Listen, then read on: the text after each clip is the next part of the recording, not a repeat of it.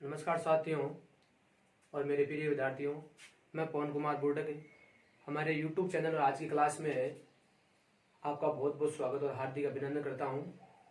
YouTube channel है science study point पर मैं आज आपकी मेरी सेकंड क्लास है, क्लास 12 मैथ्स से।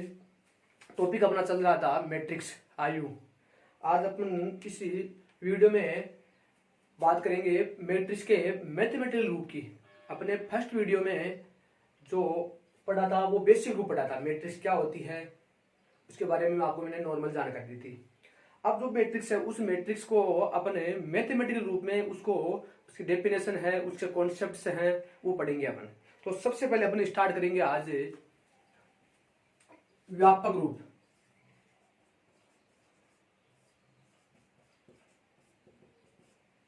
स्टैंडर्ड फॉर्म है के बारे में पढ़ेंगे अपन आज। मैथमेटिकल रूप देंगे उस डेफिनेशन को, जो परिभाषा लिखी थी उसको अपन मैथमेटिकल रूप देंगे। तो व्यापक रूप में क्या होता है ये आपको ध्यान रखना है, ये आप कई किस्मों में ये कॉन्सेप्ट काम आएगा। और आगे जब अपन मैट्रिक्स के बारे में पढ़ेंगे और मैट्रिक्स की कोटि है, मैट्रिक्स के प्रकार हैं, उन सब में काम आएगा ये व्यापक रूप। व्यापक रूप देखो है क्या, जैसे मान लो मेरे पास ही m गुणा n संख्याएं हैं। टोटल हमारे पास मान लो m गुणा n संख्याएं हैं। इन m गुणा n संख्याओं को लेकर मैं एक आयताकार व्यवस्था बनाता हूं, मैं रेक्टेंगुलर अरेंजमेंट करता हूं इनका। किस प्रकार से है, इन m मल्टीप्लाई n संख्याओं को मैं m तो रो में, जिनको बोलते हैं पंक्ति, वह n कॉलम्स में, जिनको बोलते हैं स्तंभ, उनमें अरेंज करता हूं मैं। m डॉट n संख्या है हमारे पास टोटल। इन m डॉट n संख्याओं को मैं m तो रो और n कॉलम्स, इनमें अरेंज करता हूं। इनको m डॉट n संख्याओं को m रो और n कॉलम्स में अरेंज करने के बाद में जो हमारे पास आयताकार एक स्ट्रक्चर बनेगी, जो व्यवस्था बनेगी, उसी व्यवस्था को अपन मैथमेटिकल रूप में क्या बोलते हैं उसको, इसकी स्टैंडर्ड परिभाषा है, उसको बोलते हैं अपन मैट्रिक्स आयु बोलते हैं। तो अपन क्या करना है, m डॉट n संख्या है। तो मान लो कि हमारे पास मैट्रिक्स है, उस मैट्रिक्स को मैं ए से डिनोट करता हूं, कैपिटल ए से। कैपिटल ए हमारे पास क्या है, इंग्लिश से अल्फाबेट है जो मैट्रिक्स को शो कर रहा है। अब इसके एलिमेंट के बारे में बात करते हैं। इसमें m डॉट n एलिमेंट है, अवयव है, अर्थात m गुणा n संख्याएं हैं। इन m गुणा n संख्याओं को मैं इनमें अरेंज करता हूं। किस प्रकार से करेंगे वो आपको ध्यान रखना है। इसका जो हमारे पास मैट्रिक्स है, यहाँ पर इस मैट्रिक्स में जो अवयव होंगे, वो मैट्रिक्स में अवयव होंगे वो किस टाइप के होंगे, उसकी फॉर्म क्या होगी। जैसे मैं ए नाम देता हूं किसी एलिमेंट को, क्योंकि मैट्रिक्स को शो कर रहा है, जो मैट्रिक्स पूरी मैट्रिक्स को शो कर रहा है उसको तो अपन कैपिटल लेटर से शो करते हैं। और जो इसके अवयव होंगे, इसके एलिमेंट होंगे, ठीक, अर्थात m पंक्तियों और n कॉलम्स में जो एलिमेंट लिखूंगा उन एलिमेंट को हमेशा स्मॉल इंग्लिश अल्फाबेट से लिखते हैं। अब स्मॉल इंग्लिश अल्फाबेट से लिखते हैं तो मान लो ए टाइप के क्या हमारे पास एलिमेंट है। अब इन एलिमेंटों को m रो और n कॉलम्स में अपन अरेंज करेंगे तो इनकी पोजीशन बताना बहुत जरूरी है। पोजीशन बताने के लिए हमेशा किसी भी एलिमेंट की स्टैंडर्ड फॉर्म में मैट्रिक्स की, उसके लिए अपन को उसमें दो इंडेक्स, दो पदांक काम करेंगे। यहाँ पर वो किस प्रकार से, जैसे मैंने ए एलिमेंट ले लिया, ए एलिमेंट है, ये भी दूसरा ए एलिमेंट है, ये भी ए एलिमेंट है। हमारे पास m तो क्या होगी, पंक्तियां होगी m। इस प्रकार से जो क्षैतिज लाइन होती है उनको अपन पंक्ति बोलते हैं, रो बोलते हैं इस मैट्रिक्स में। और जो हमारे पास ही हॉरिजॉन्टल लाइन है, ऊर्ध्वाधर रेखाएं हैं, उनको अपन बोलते हैं स्तंभ। तो इन m डॉट n संख्याओं को मैं वर्टिकल लाइन और हॉरिजॉन्टल लाइन में क्या करता हूँ, अरेंज करता हूँ। और इसके एलिमेंट किस टाइप के लेता हूँ, मैं ए टाइप के लेता हूँ। अब ये ए टाइप के सेम हो गए, इनकी मैं पोजीशन बताना चाहता हूँ। तो पोजीशन बताने के लिए इनमें इंडेक्स का यूज किया जाएगा, पदांक का यूज किया जाएगा। किस प्रकार से किया जाएगा, देखो जैसे ये एलिमेंट है, ये एलिमेंट फर्स्ट रो और फर्स्ट कॉलम, प्रथम पंक्ति और प्रथम स्तंभ में क्या आ रहा है, हमारे पास आ रहा है। यहाँ पर इसकी पोजीशन ये है इस मैट्रिक्स में। तो यहाँ पर मैं इसके पैरों में, यहाँ पर इंडेक्स बोलते हैं इसको इंग्लिश में, और वैसे बोलते हैं इसको पदांक। यहाँ पर 1 1 शो करूंगा। 1 1 का मतलब है कि ये एलिमेंट A11 है, इस टाइप का एलिमेंट है, जो मैट्रिक्स का एक एलिमेंट है, वो अपनी पोजीशन क्या रख रहा है इस मैट्रिक्स में, वो रख रहा है फर्स्ट रो। ये पहला जो इंडेक्स है वो इंडेक्स हमेशा रो को, पंक्ति को क्या करेगी, शो करेगी। और जो सेकंड है हमारे पास वो किसको शो करेगी, स्तंभ कॉलम को शो करेगी। तो यहाँ पर लिखूंगा मैं A11। अब दूसरा एलिमेंट है ये एक ही पंक्ति में अपन लेफ्ट से राइट साइड में चल रहे हैं, बायां से दायां भाग चल रहे हैं एक ही पंक्ति रो में, तो इसके एलिमेंट लिखने हैं। तो इसमें लिखूंगा मैं A11 A12 A13 A14 dot dot इस प्रकार से चलते रहेंगे हमारे पास। ये पहली पंक्ति का पहला एलिमेंट है, ये पहली पंक्ति का दूसरा एलिमेंट है जिसकी इंडेक्स क्या होगी 1 2 होगी। 1 2 का मतलब ये पंक्ति तो वही है, इसकी 1 ही है, पर उसका स्तंभ क्या है, कॉलम क्या चेंज हो गया, दूसरे कॉलम में आ गए, तो A12 लिखूंगा इसको। A13 का मतलब है एक A13 एलिमेंट वो एलिमेंट है, वो आयु है जो इस मैट्रिक्स में अपनी पोजीशन क्या रख रहा है, 1 किसको शो कर रहा है, पंक्ति, इसका मतलब प्रथम पंक्ति और तीसरा कॉलम थर्ड कॉलम में स्थित है। सेकंड है जो इंडेक्स है वो किसको शो करेगी, हमेशा कॉलम को शो करेगी, स्तंभ को शो करेगी, ध्यान रखना हमेशा। इस प्रकार से चलते रहेंगे हमारे पास। अब यहाँ पर मैं ले रहा हूँ टोटल कितने स्तंभ ले रहा हूँ मैं, n स्तंभ ले रहा हूँ, तो इससे प्रथम पंक्ति में जो अंतिम एलिमेंट होगा वो लिखूंगा मैं A1n, क्योंकि इस प्रकार से जो एलिमेंट है इनकी अरेंज ये चलेगा हमेशा कॉलम में। तो एक ही पंक्ति में अपन लेफ्ट से राइट साइड में चलते हैं, एक ही पंक्ति में अपन लेफ्ट से राइट साइड में चलते हैं, तो हमेशा जो रो होती है, पंक्ति होती है, उसकी इंडेक्स चेंज नहीं होती, वो जिस पंक्ति में चल रहे हैं वो सेम ही रहेगी। कॉलम है जो स्तंभ है उनकी इंडेक्स वो चेंज होगी। जैसे ये पहला एलिमेंट है, इसमें 1 आया है क्योंकि ये फर्स्ट स्तंभ में या कॉलम में है, ये 2 आया, 2 क्यों आया, क्योंकि ये सेकंड कॉलम में अपनी पोजीशन रख रहा है, ये 3 कॉलम आ गया, ये 4, इस प्रकार चलता रहेगा। और लास्ट जो होगी वो क्या होगी हमारे पास, एनवा या एनवा कॉलम है, तो उसमें जो पोजीशन होगी A1n होगी। ठीक है, इस प्रकार से प्रथम पंक्ति में अरेंज कर दी। अब मैं लिख रहा हूँ दूसरी पंक्ति के एलिमेंट लिख रहा हूँ, तो दूसरी पंक्ति में अब हमारे पास जो पंक्ति की इंडेक्स है वो चेंज हो जाएगी। वो क्या होगी, देखो इसमें एलिमेंट लिखूंगा मैं A21, मतलब दूसरी पंक्ति और फर्स्ट कॉलम प्रथम स्तंभ में आएगा, A22 A23 A24 इस प्रकार चलता रहेगा। और अंतिम एलिमेंट क्या आएगा, वो A2n आएगा। ये सेकंड पंक्ति के क्या हो गए, एलिमेंट हो गए। इस प्रकार से मैं थर्ड तो लिखता हूं मैं A31 A32 A33 A34 dot dot चलते रहेंगे और A3n लास्ट एलिमेंट ये आएगा। इस प्रकार से चलते रहेंगे। ये तो होगी पंक्तियों के बारे में बात, फर्स्ट रो है ये सेकंड रो, ये थर्ड रो, इस प्रकार से रो चलती रहेगी। अब हमारे पास टोटल रो है कितनी, टोटल रो हमारे पास m रो है, m पंक्तियां हैं। ठीक है, तो अपन क्या करेंगे, देखो इसमें मैं एक बीच में एक हमारे पास पंक्ति या रो बोल लेता हूं मैं, उसको नाम देता हूं, मान लो आई हुई पंक्ति है, आयत क्या है, रो है, तो वो मान लो क्या है AI1। फर्स्ट इसका एलिमेंट ये होगा AI2 AI3 AI4 dot dot dot और AIN। ये क्या हो गए, आयत रो के क्या हो गए, आई हुई पंक्ति के क्या हो गए, एलिमेंट हो गए। इस प्रकार से लिखेंगे इनको, ये ध्यान रखना आपको। फिर इस प्रकार चलते रहेंगे। अब चलते चलते अपन आएंगे कहां पर, ये अपन आएंगे एमवी पंक्ति में। तो एमवी पंक्ति में क्या होगा, देखो एमवी पंक्ति का अपन एलिमेंट लिखेंगे तो क्या आएगा, इसमें एलिमेंट इस प्रकार से आएगा AM1 AM2 AM3 AM4 dot dot जो अंतिम एलिमेंट होगा AMN, ये अंतिम एलिमेंट है AMN। किसका है ये एमवी पंक्ति और एनवे कॉलम का एलिमेंट है ये, जिसको बोलते हैं AMN। ये इसकी इंडेक्स है, ये इसको पोजीशन को शो करेगा हमेशा। तो इस प्रकार से हमारे पास ये व्यापक रूप हो गया, स्टैंडर्ड फॉर्म हो गई किसकी, मैट्रिक्स की। इस प्रकार चलता रहेगा ये हमारे पास ये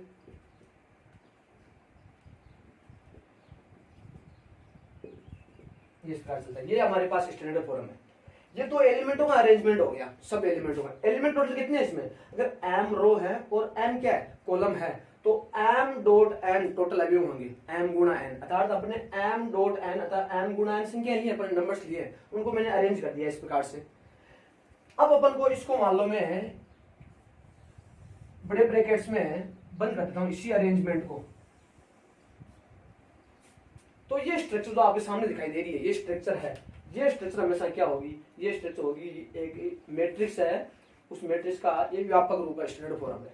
ये आपको हमेशा ध्यान रखनी है। इसमें पोजीशन है, इंडेक्स है, इंडेक्स का बहुत ही ज्यादा इंपॉर्टेंस है यहाँ पर। अब यहाँ पर लिखना चाहे तो लिख सकते हैं, यहाँ पर इसकी कोटी लिखते हैं नीचे, यहाँ पर कहाँ पर लिखते हैं कोटी, कोटी लिखते हैं हमेशा राइट साइड का जो कॉर्नर होता है, कौन सा कॉर्नर, नीचे वाला कॉर्नर होता है, लोअर कॉर्नर होता है, वहां पर हमेशा उसकी कोटि ऑर्डर लिखा जाता है। वो लिखा जाएगा, पहले लिखी जाएगी पंक्तियों की संख्या, m पंक्तियां, इसमें बीच में बाई या मल्टीप्लाई का चिन्ह लगा जाता है, और इसमें कॉलम्स कितने हैं, n कॉलम्स हैं, तो m/n कोटि की या ऑर्डर की क्या हमारे पास ये मैट्रिक्स है।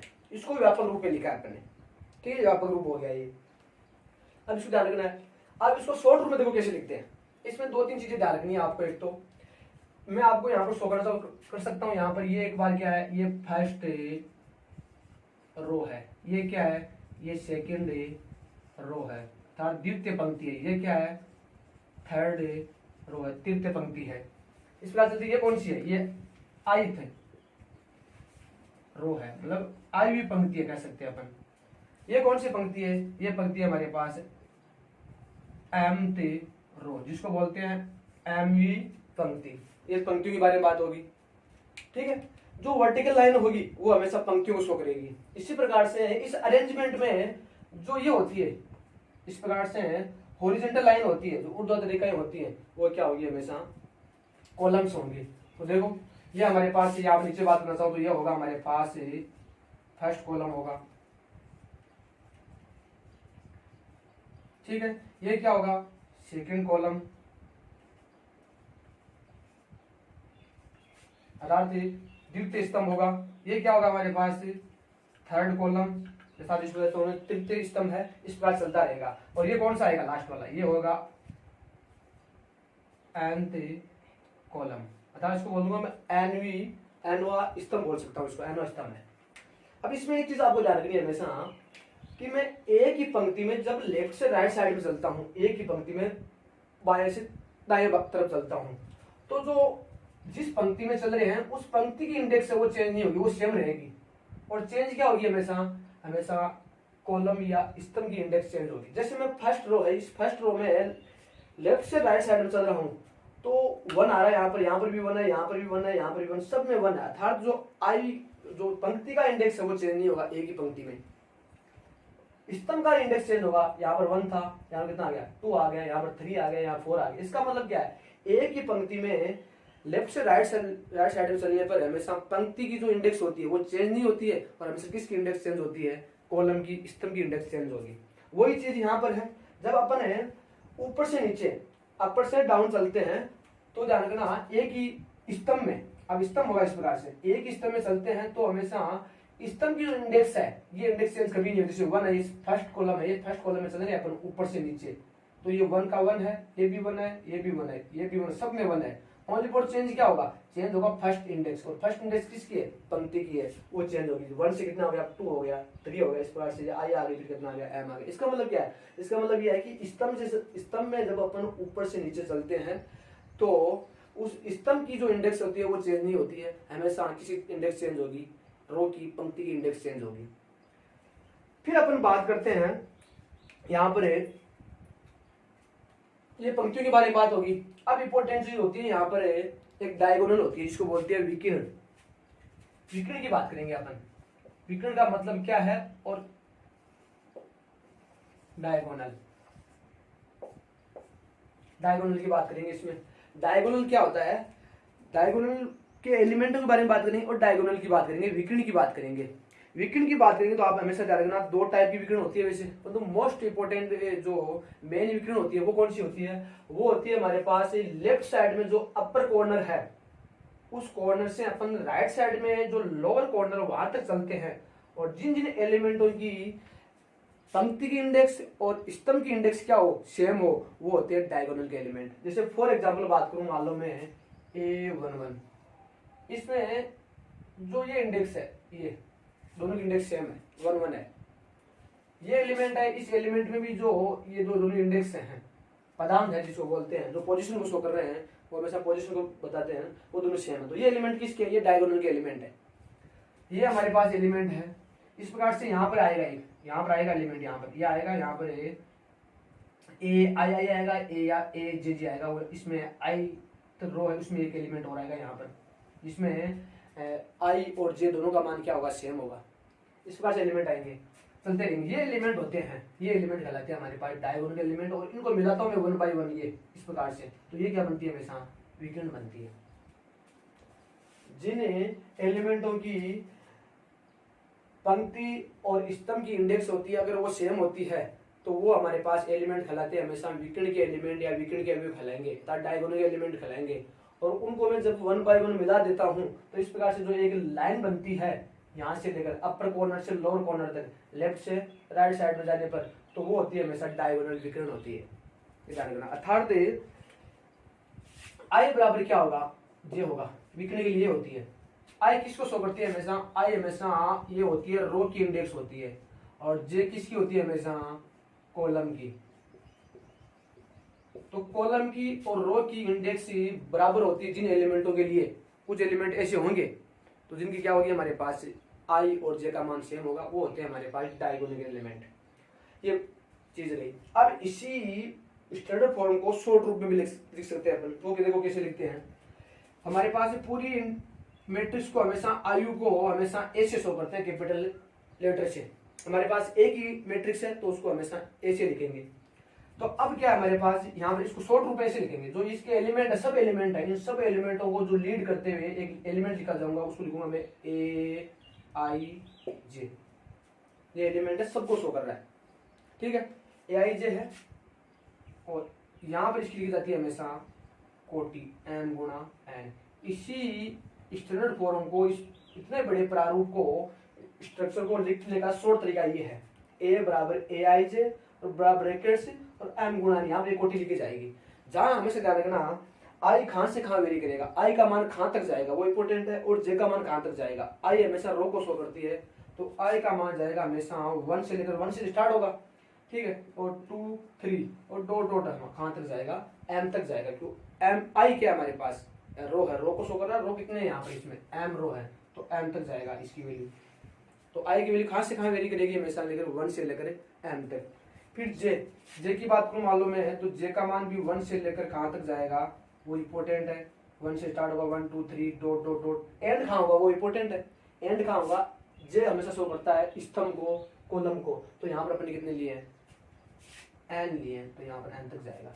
तो ये जो रूप है, ये जो मैं लिख रहा हूँ यहाँ पर, ये छोटा सा रूप है, ये इस पूरी स्ट्रक्चर को शो करने का शॉर्ट रूप है। ए बराबर ए आई जे, ए एक मैट्रिक्स है जिसके जो एलिमेंट हैं, अवयव हैं, वो ए आई जे टाइप के हैं, इस टाइप के। इसका प्रारूप ऐसा है और इसकी कोटि है एम गुणा एन है। अर्थात कोटि बहुत ही जरूरी है बतानी, क्योंकि वो आई और जे का मान कहां तक जाएगा था, उसमें पंक्ति कितनी है और स्तंभ कितने हैं, उनका हमारे पास इंफॉर्मेशन होना बहुत जरूरी है। तो एम गुणा एन। अब यहाँ पर आई और जे की कंडीशन लिखते हैं अपन, उसकी बाउंडेशन लिखते हैं कि आई का और जे का मान कहां तक वेरी करेगा। वो आई 1 से लेकर एम तक और जे कहां से लेकर 1 से एम तक। ये आपको हमेशा ध्यान रखना है। अब ये क्यों ध्यान रखना है, स्टैंडर्ड फॉर्म क्यों ध्यान रखते हैं, उसके आधार पर पहले मैं आपको एक क्वेश्चन कराऊंगा। उस क्वेश्चन में इस स्टैंडर्ड फॉर्म का बहुत ही ज्यादा इंपॉर्टेंस है। फिर अपन क्या पढ़ेंगे इसके बारे में, फिर अपन पढ़ेंगे इसके जो प्रकार हैं, टाइप्स हैं, वो टाइप्स पढ़ेंगे। तो इस स्टैंडर्ड फॉर्म जो अभी तक मैंने 10-15 मिनट आपको जो बताया है, इसके आधार पर क्वेश्चन कैसा बनेगा और ये कैसे काम आता है उसके बारे में अपन देखो बात करते हैं। देखो एक क्वेश्चन लेते हैं अपन एक क्वेश्चन लेते हैं। क्वेश्चन देखो क्या होगा। देखो क्वेश्चन हमारे पास इस व्यापक रूप के आधार पर है, इसका व्यापक रूप यूज करेंगे यहाँ पर। देखो एक आयु जिसको बोलते हैं मैट्रिक्स,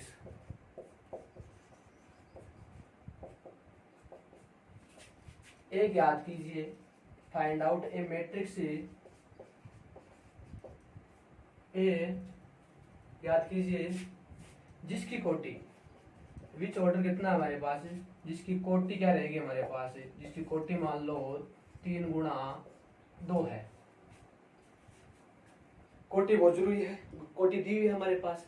एक आयु एक मैट्रिक्स एक याद कीजिए जिसकी कोटि 3 × 2 3/2 की मैट्रिक्स है, जिसकी कोटि ये है, या जिसकी कोटि 3 गुणा 2 है, वह उसके अवयव जो एलिमेंट हैं,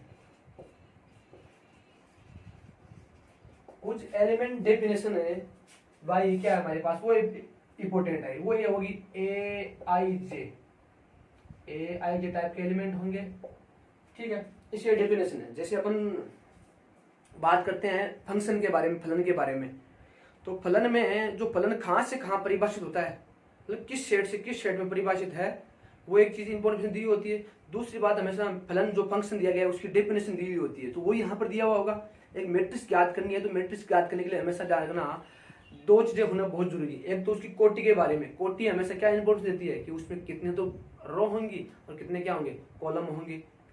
दूसरी बात है उसमें जो एलिमेंट है वो किस प्रारूप को, किस डेफिनेशन को सेटिस्फाई कर रहे हैं, उसकी डेफिनेशन दिया हुआ होगा। तो Aij बराबर हमारे पास, मैं कोई डेफिनेशन लेता हूँ, जैसे है हमारे पास एलिमेंट है 2i माइनस का j, ये है Aij बराबर क्या है हमारे पास 2i माइनस का j। ये एक उस मैट्रिक्स के एलिमेंटों का जो प्रारूप है उसकी परिभाषा है। तो इसके आधार पर अपन मैट्रिक्स ए ज्ञात करेंगे। तो वो किस प्रकार से ज्ञात करेंगे, कोटि है 3/2, पहली इंपॉर्टेंट चीज ये, इसका ध्यान करेंगे। इसका मतलब जो आई है वो आई का मान 1 से लेकर 3 तक जाएगा, क्योंकि ये पंक्ति है, रो है, रो का मान आई, तो आई का मान ये यहाँ से अपन कोटि से पता लगे यहाँ से।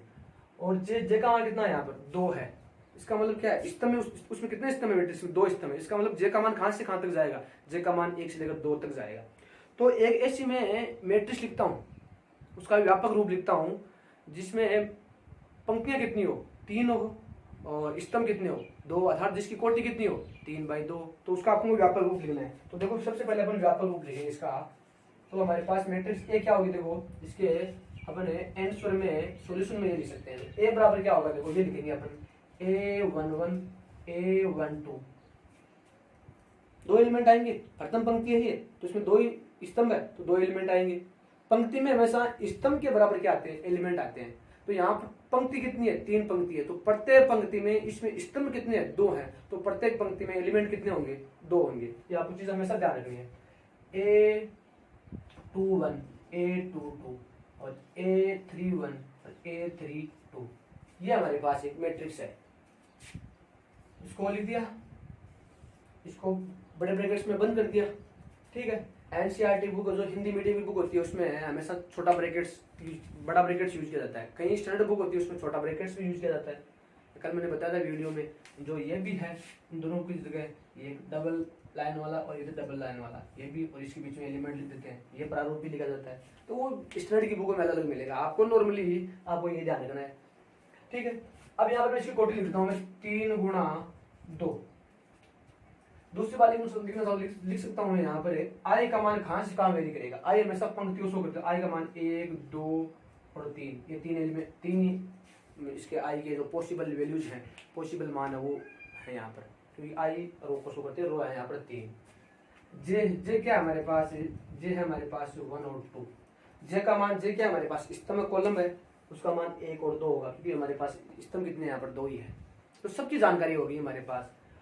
फिर अपन इतनी चीज दी, फिर अब इस डेफिनेशन दी गई जो परिभाषा है उसका यूज करेंगे। बहुत इंपॉर्टेंट परिभाषा है इस मैट्रिक्स के लिए, इसका होना बहुत जरूरी है। अगर इसके बारे में पता ना हो तो अपन मैट्रिक्स का नहीं लिख सकते। हमें ये पता लग जाएगा कि उसमें स्तंभ कितने हैं, कॉलम कितने, अगर कोटि दी हुई है तो पंक्ति, और अपन स्तंभ तो बता देंगे, परंतु उसके एलिमेंट किस टाइप के आएंगे उनको भी लिखना है वहां पर, वो हमेशा इस डेफिनेशन से पता लगेगा। तो देखो अब अपन 1 बाय 1 एलिमेंट ज्ञात करेंगे। पहले ये एलिमेंट ज्ञात करूंगा, टोटल 6 एलिमेंट है। अगर किसी की कोटि 2 गुणा 3 गुणा 2 है, 3 गुणा 2 है किसी कोटि, तो उसमें एलिमेंट कितने होंगे, पंक्तियों की संख्या को स्तंभों की संख्या से गुणा करा दो, 3 गुणा 2 कितना है, टोटल 6, तो 6 एलिमेंट आएंगे। और 6 एलिमेंट लिख दिए मैं, देखो 1 2 3 4 5 और 6 एलिमेंट है। तो इन 6 एलिमेंट को याद करेंगे किसकी सहायता से, इसकी सहायता से, और फिर इसमें जमा देंगे, यहाँ पर इनकी एंट्रीज करा देंगे यहाँ पर, और तो फिर वो क्या बन जाएगी हमारे पास, मैट्रिक्स ए बन जाएगी। तो देखो 1 बाय 1 ज्ञात करते हैं अपन। तो सबसे पहले मान लो मैं यहाँ पर एक ज्ञात करना चाहूँ, तो यहाँ पर ज्ञात करते हैं अपन। पहला एलिमेंट ज्ञात करेंगे A11। A11 ज्ञात करना है, उसके लिए A11 के लिए I का मान भी 1 है और J का मान भी कितना है 1 है। इसकी देख लो इंडेक्स एरी पदांक, ये 1 1, इसको I का मान 1 और J का मान भी 1। फर्स्ट जो इंडेक्स होती है वो I की वैल्यू होती है, और सेकंड क्या है यहाँ पर J की वैल्यू होती है। और यहाँ पर दोनों सेम है, 1 1 है, तो I की वैल्यू भी 1 है और J की वैल्यू कितनी है 1 है। और वो कहाँ पर रख दो, यहाँ पर रख दो, क्योंकि यहाँ जो दूसरी जो हमारे पास राइट हैंड साइड दी गई है वो किसकी फॉर्म में दी गई है, वो I और J की फॉर्म में दी गई है, I और J के रूप में। तो I और J की वैल्यू रख दो यहाँ पर। तो हमारे पास देखो क्या आएगा, 2 × 1 - का 1 कितना आएगा, सोल्व कर लेते हैं, कितना आएगा भाई 1 आएगा। 2 गुणा 1 2, 2 में से 1 माइनस किया 1। तो प्रथम एलिमेंट आ गया इसका, एक एलिमेंट आ गया A11, अर्थात प्रथम स्तंभ, और जो प्रथम पंक्ति में अपनी पोजीशन रखता है जो एलिमेंट वो यो आ गया, वो अपने पास 1 आ गया। इस प्रकार से याद कर लेंगे अपन, A12 याद करेंगे, ये याद करेंगे। A12 कैसे आएगा, I की वैल्यू 1 और J की वैल्यू कितनी है 2, रख दो वहां पर। तो 2 × 1 माइनस का J की वैल्यू कितनी है 2, तो 2 माइनस का 2 आएगा, कितना आ गया 0। 2 × 1 2, सब जानते हो आप, नॉर्मली कैलकुलेशन है, आप सब जानते हो इस पास से। A13 आएगा नहीं, A13 आगे वाला एलिमेंट है ही नहीं, क्योंकि उसमें कितने स्तंभ 2 ही हैं। अब आएंगे अपन इस पे A21 याद करेंगे, तो I की वैल्यू 2 और J की वैल्यू कितनी है यहाँ पर 1 है। ये I को शो कर रही है, ये किसको शो कर रही है, ये I को, ये किसको शो कर रही है, ये J को शो कर रही है। तो I और J की दोनों की वैल्यू रख दी, आ गई हमारे पास, ये रख दो इसमें। तो कितना आएगी हमारे पास 2 × 1 माइनस का, तो 2 × 2 और माइनस का 1, 2 × 2 4, 4 - 1 कितना हो गया 3, ये 3 आ गया, ये ज्ञात हो गया। इस प्रकार से A22 ज्ञात हो जाएगा, 2 × 2 माइनस का 2, J की वैल्यू 2 और I की वैल्यू भी 2, तो इसमें 2 × 2 4, 2 × 2 4, 4 में से 2 गए, कितने बचे 2 बच गए, ये एलिमेंट 2 आ गया। इस प्रकार से और भी एलिमेंट याद कर लेंगे। अब सिंपल काम हो गया है, इस प्रकार से करना है। तो क्या हो गया 2 × 3, I की वैल्यू 3 और J की वैल्यू याद करनी है यहाँ पर 1, तो ये 1, 2 × 3 6, 6 माइनस से कितना होगा 5, ये एलिमेंट आ गया। लास्ट एक एलिमेंट और बचा, ये एलिमेंट होगा, और क्या कर लेंगे A32 कितना हो जाएगा हमारे पास, देख लो I की वैल्यू कितनी है यहाँ पर 3, J की वैल्यू कितनी है यहाँ पर 2, रख दो यहाँ पर। तो क्या आएगा हमारे पास 2 × 3 माइनस का 2, 2 × 3 कितना होगा 6, 6 - 2 कितना होगा 4। सब एलिमेंट आ गए, A11 आ गया, A12 आ गया, A21 आ गया, A22 आ गया, A31 आ गया, A32 आ गया। 6 एलिमेंट आ गए, 6 एलिमेंट इसमें रख दो, तो हमारे पास मैट्रिक्स ए प्राप्त हो जाएगी। ऐसा है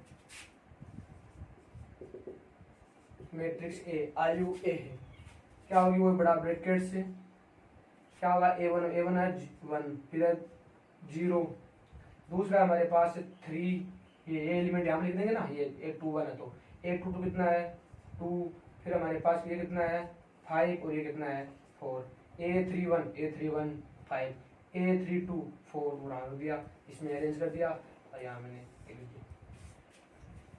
ये हमारे पास मैट्रिक्स ए आ गई, मैट्रिक्स ए आ गई हमारे पास। तो देखो यहाँ पर ये मैट्रिक्स ए हो गई, यहाँ पे लिखना चाहो लिख दो, कोटि लिख सकते हैं, यहाँ लिखना चाहो तो कोटि कितनी है 3 × 2 3 × 2, ये मैट्रिक्स ए, ये इसका आंसर हो गया। ये ज्ञात करना था अपन को, एक आयु मैट्रिक्स ए ज्ञात की जिसकी कोटि दी हुई थी, वो उसकी आयु क्या है, ये है। तो ये हमारे पास क्वेश्चन हो गया। तो ये इस क्वेश्चन में हमारे पास जो व्यापक रूप था स्टैंडर्ड फॉर्म थी मैट्रिक्स की, जो मैंने फर्स्ट इस वीडियो के प्रारंभ में स्टार्ट में बताई थी, वो इंपॉर्टेंट है, क्योंकि यहाँ पर जो चीजें हैं ये प्रारूप बहुत जरूरी है, आई और जे की जानकारी होगी यहाँ से, तो ये प्रारूप ध्यान रखना बहुत जरूरी है। ठीक है, अब आप आगे देखो, अपन बात करते हैं मैट्रिक्स में जो प्रकार हैं उन मैट्रिक्स के प्रकारों पर, और मैट्रिक्स जो और भी थोड़ी सी इंफॉर्मेशन है जो इंपॉर्टेंट है, बेसिक चीजें हैं, उनके बारे में बात करेंगे। सबसे पहले वीडियो में मैंने थोड़ा सा बेसिक बताया है, आज थोड़ा सा मैं स्टैंडर्ड, सेकंड वीडियो में थोड़ा सा मैंने और स्टैंडर्ड चीजें बताई हैं। इस प्रकार 1 by 1 हर वीडियो में हमारे पास आपको मैं लोअर से स्टैंडर्ड रूप में लेता चलूंगा हमेशा। डिफिकल्ट लेवल है वहां तक, इजी से डिफिकल्ट लेवल तक चलेंगे अपन और क्वेश्चंस करेंगे। अब देखो अपन इस वीडियो में अब जो आज का है, जो उसमें अपन लास्ट पढ़ेंगे प्रकार पढ़ेंगे, उस प्रकारों के बारे में, जो उसकी परिभाषा क्या है उसकी परिभाषा के बारे में पढ़ेंगे। और फिर अपन अगले वाले वीडियो में 3.1 है जो एनसीईआरटी बुक है, उसमें मैट्रिक्स की जो एक्सरसाइज है उसकी 3.1 है, उससे क्वेश्चन कराएंगे। तो देखो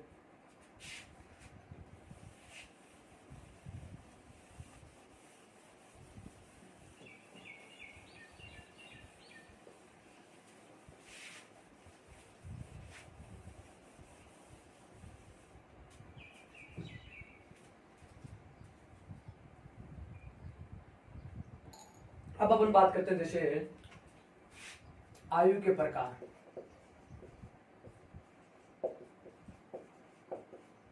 टाइप्स ऑफ मैट्रिसेस।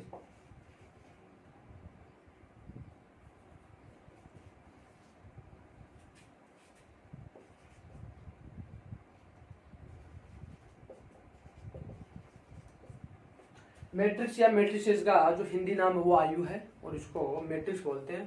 तो अच्छा नाम रहता है ये मैट्रिक्स नाम, आयु से अच्छा रहता है मैट्रिक्स नाम। तो देखो कभी भी क्या आती है कि जो कोई भी टॉपिक होता है उसका जो हिंदी नाम होता है उस हिंदी नाम से अच्छा क्या रहता है, इंग्लिश नाम रहता है। तो मैट्रिक्स बोलेंगे नॉर्मली इसको।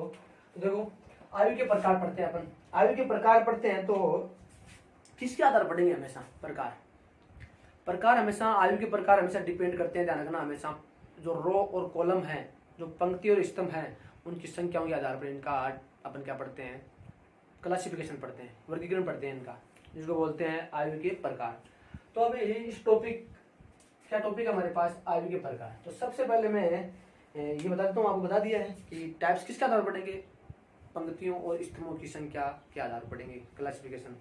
अब मैं कितने प्रकार होते हैं और उस प्रकारों को अपन ने किस प्रकार से परिभाषित किया गया है, उसकी डेफिनेशन क्या है वो अपन देखेंगे यहाँ पर। तो सबसे पहले मैं यहाँ पर जो प्रकार है उन प्रकारों के नाम लिखता हूँ।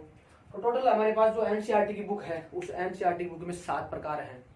एक प्रकार और है वो अपन उसकी अलग से बात कर लेंगे। तो पहले जो एनसीईआरटी बुक है उसके आधार पर जो बुक में जो टाइप्स बताए गए हैं, आयु के प्रकार बताए गए हैं, उनके बारे में बात कर लेंगे। वो टोटल कितने होते हैं, 7 प्रकार के होते हैं। एक 8वां प्रकार और होता है, उसकी अपन अलग से बात कर लेंगे। और उस 8वें प्रकार के 2 भाग और होते हैं, उनकी भी अपन अलग से बात कर लेंगे।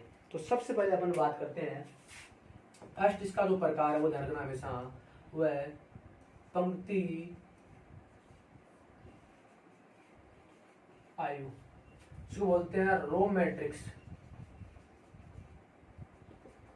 ठीक है, फिर अपन बात करेंगे, सेकंड बात करेंगे अपन स्तंभ आयु, जिसको बोलते हैं कॉलम मैट्रिक्स, स्तंभ आयु। ठीक है, सेकंड प्रकार ये पढ़ेंगे अपन। थर्ड पढ़ेंगे अपन शून्य आयु, जिसको बोलते हैं इम्पैक्ट या नल बोलते हैं, नल अच्छा नाम है, नल मैट्रिक्स, शून्य आयु।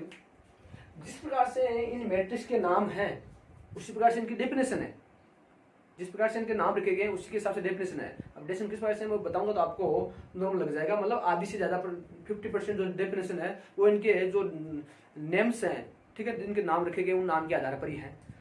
तो देखो 4 नंबर जो प्रकार है हमारे पास वो होगी वर्ग आयु, इसको बोलते हैं स्क्वायर मैट्रिक्स। 5 नंबर प्रकार है, अब आगे जो मैं प्रकार बता रहा हूं आपको 3 प्रकार वो बताएंगे आगे, टोटल 4 टाइप की होगी। जो 5वां प्रकार है और 6ठा प्रकार है और 7वां प्रकार है, तीनों प्रकार है वो हमेशा वर्ग आयु के ही प्रकार होते हैं। तो देखो आगे जो क्लासिफिकेशन बताया गया उसमें उस मैट्रिक्स का वर्ग आयु या स्क्वायर मैट्रिक्स होना बहुत ही जरूरी है। तो देखो हमारे पास अगला होगा विकिरण आयु बोलते हैं, जिसको बोलते हैं डायगोनल।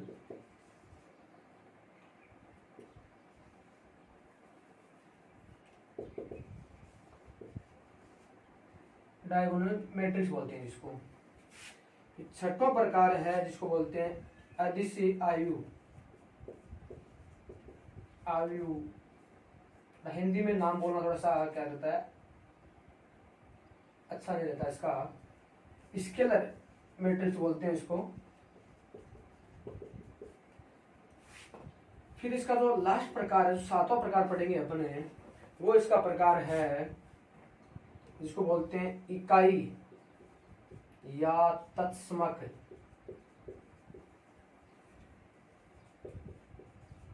आयु बोलते हैं, इसको बोलते हैं यूनिट या आइडेंटिटी मैट्रिक्स। ये कितने प्रकार है, टोटल 7 प्रकार हैं, आप देख लो 1 बाय 1, और सब प्रकारों की अपन 1 बाय 1 क्या करेंगे, बात करेंगे। पंक्ति आयु, स्तंभ आयु, शून्य आयु, वर्ग आयु, विकिरण आयु, अदिश आयु, इकाई या तत्समक आयु, और यहाँ पर इसके क्या है, इंग्लिश नेम है। फिर 7 प्रकार हो गए जो एनसीईआरटी बुक में 7 प्रकार बताए गए। इनके अब अपन 1 बाय 1 क्या करते हैं, डेफिनेशन देखते हैं। तो देखो डेफिनेशन अपन देखते हैं, तो सबसे पहले मैं बात करता हूँ पंक्ति आयु की बात करता हूँ। तो पंक्ति आयु की बात है तो क्या है, नॉर्मल परिभाषा, इसकी कोई ज्यादा विशेष परिभाषा नहीं है।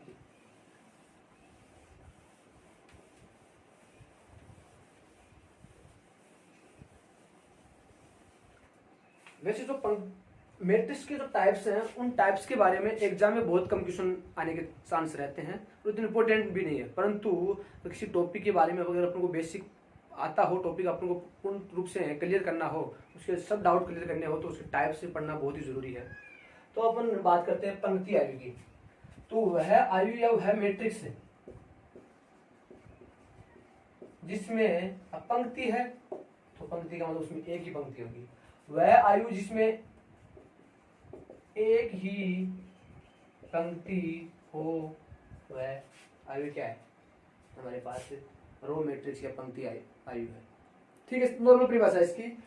हमारे पास जो इसका नाम, उस नाम के आधार पर वह आयु जिसमें एक ही पंक्ति हो। स्तंभ कितने भी हो सकते हैं, हमेशा स्तंभ एक भी हो सकता है, दो भी हो सकते हैं, तीन भी हो सकते हैं, चार भी हो सकते हैं। तो जो कॉलम होते हैं, स्तंभ होते हैं, उनकी जो नंबर्स हैं, उनकी संख्या है, उनके ऊपर कोई बाउंडेशन नहीं है। हमेशा बाउंडेशन किस पे लगाया गया है, बाउंडेशन हमेशा पंक्ति पे, क्योंकि ये क्या है हमारे पास, अपन पंक्ति आयु पढ़ रहे हैं तो हमेशा पंक्ति को क्या करेगा, बाउंडेशन किया जाएगा हमेशा। तो अब नॉर्मल इसकी जो स्ट्रक्चर होती है वो ऐसी होती है इस प्रकार से, क्योंकि पंक्ति आयु जिसमें एक ही पंक्ति होगी ना, उसका जो प्रारूप बनाएंगे हमेशा ऐसा बनेगा। तो उसकी जो क्या है चौड़ाई होगी वो क्या होगी, कम होगी, लंबाई कितनी भी हो सकती है। तो ये इसका क्या है नॉर्मल प्रारूप होता है। फॉर एग्जाम्पल बात करूँ, मान लो मैं इसके एग्जाम्पल की बात करूँ, उदाहरण के रूप में बात करूँ, तो जैसे मैं लिख दूँ 1 2 3, उसको इस प्रकार से बंद कर दूँ। ये है क्या हमारे पास, ये पंक्ति आयु का ही क्या है एग्जाम्पल है, जिसमें एक ही पंक्ति है। हमेशा जो इसकी कोटि लिखेंगे तो उस कोटि में हमेशा जो पंक्ति और रो जो उसकी इंडेक्स लिखी जाएगी उनकी संख्या वो कितनी होगी, हमेशा एक ही होगी अगर पंक्ति आयु है तो। और स्तंभ है उसमें कितने 1 2 3 स्तंभ लिखे जाएंगे। एक दो एग्जाम्पल और लेता हूँ, जैसे मैं लिख दूँ यहाँ पर 0 1 माइनस का 5 और 2 लिख दूँ, ये भी क्या आएगी पंक्ति आयु है, रो मैट्रिक्स है। अर्थात इसकी अपन ने कोटि लिखे यहाँ पर तो 1/4, एक ही पंक्ति होगी। स्तंभ 4 है इसमें, 1 2 3 और 4 स्तंभ है।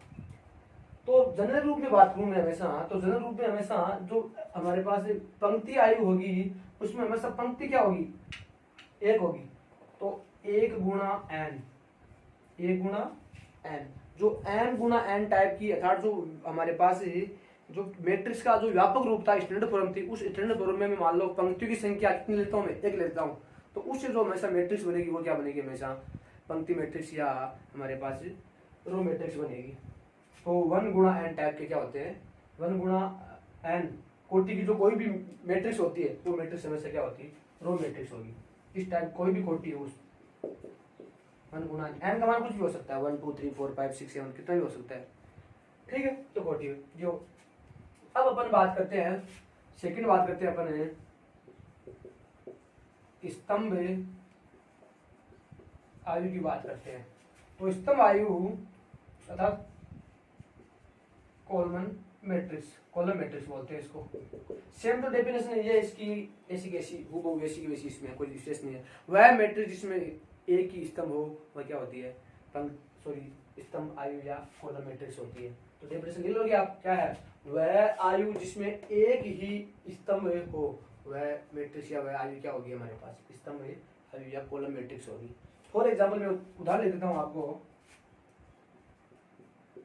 जैसे मैं बात करूँ स्तंभ एक ही होना चाहिए, तो जैसे इसको ही अरेंज कर दूं, मान लो 1 2 3, इसको ऐसे अरेंज कर दिया मैंने इस प्रकार से, ठीक है, हॉरिजॉन्टल रूप में। तो ये हमारे पास स्तंभ मैट्रिक्स है। अर्थात इसमें पंक्तियां कितनी भी हो सकती है, पंक्तियां 3 है, देखो इसमें 1 2 3, तो 3 पंक्तियां हैं, परंतु स्तंभ कितना है, एक ही है।